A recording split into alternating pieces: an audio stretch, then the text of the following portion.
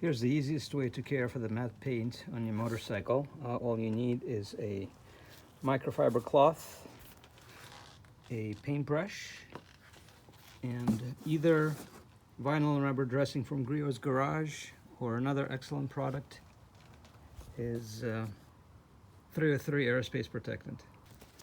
So what you want to do is put a little bit of this vinyl and rubber dressing in the container, and just use your brush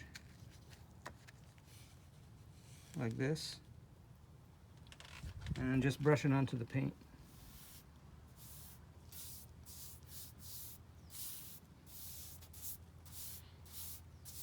It's a good idea, of course, to wash the tank with soap and water right before you do that.